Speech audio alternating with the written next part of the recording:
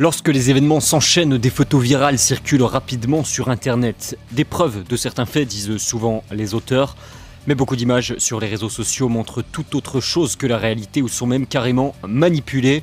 Alors comment distinguer le vrai du faux dans les photos ?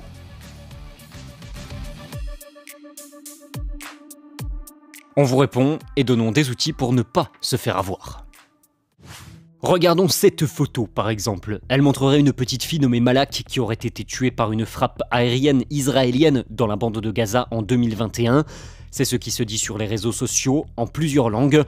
Une possibilité de savoir si la photo est sortie de son contexte est la recherche d'images inversées. Notre experte vous explique comment cela fonctionne. On peut utiliser par exemple la plateforme TinA. Elle vous dit si l'image avait déjà été publiée auparavant, le lieu, quel site ou plateforme. Il est bien aussi de faire la recherche d'images inversées sur d'autres plateformes. Vous pouvez par exemple essayer la plateforme russe Yandex ou Google. Voici ce que Rachel a trouvé à partir de notre exemple. Par exemple, la photo ne provient pas de Gaza et elle n'est pas récente. Une analyse révèle que cette image montre Sophie, une jeune Russe bien vivante, qui, selon les photos postées par sa mère sur Instagram, fête déjà son 6e anniversaire.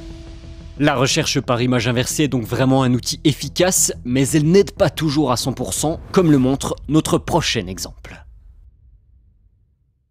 Il s'agit d'une photo largement partagée et en partie utilisée par les médias censés montrer des foules fuyant l'invasion russe à la gare de Kharkiv en Ukraine début mars 2022. De nombreux utilisateurs doutent toutefois de son authenticité. La recherche d'images inversées montre qu'elle est bien apparue sur Internet en mars 2022, mais comment être sûr que l'image est authentique et actuelle ?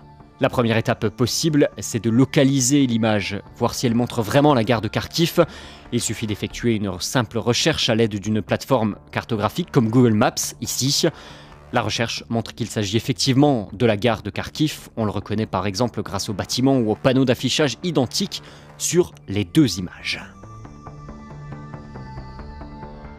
Le lieu est donc correct. Comment vérifier maintenant que la photo n'a pas été téléchargée pour la première fois début mars 2022, mais qu'elle a bien été prise à ce moment-là? Regardons l'image à nouveau de plus près. On voit une personne avec un parapluie. Beaucoup d'autres portent une capuche. Il semble donc qu'il ait plu ce jour-là.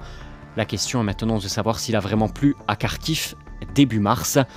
Et la réponse est simple. Il est possible de voir en ligne quel temps il faisait un jour à un endroit donné. Par exemple, si l'on consulte ce site, on constate qu'il a effectivement plu à Kharkiv les 4 et 5 mars. L'image est donc bien réelle. Internet permet aussi de vérifier si les photos ont été manipulées. Pour le vérifier, il existe différents outils, par exemple Forensically. On va prendre une autre image en exemple, celle d'un planchiste, et on va se demander s'il est vraiment en train de nager vers le précipice d'une chute d'eau, comme on le voit ici. Pour cela, on télécharge l'image sur Forensically et on va essayer différentes fonctions. Et effectivement, l'analyse montre ici des perturbations et fournit ainsi de forts indices permettant de dire que l'image a été manipulée. Ici, cela est surtout visible au niveau de la voile de ce planchiste. Un planchiste qui a donc été ajouté après coup à la photo de la chute d'eau, comme on peut le voir ici. Voilà, vous avez 4 outils basiques pour reconnaître des images manipulées sur Internet. Restez prudents.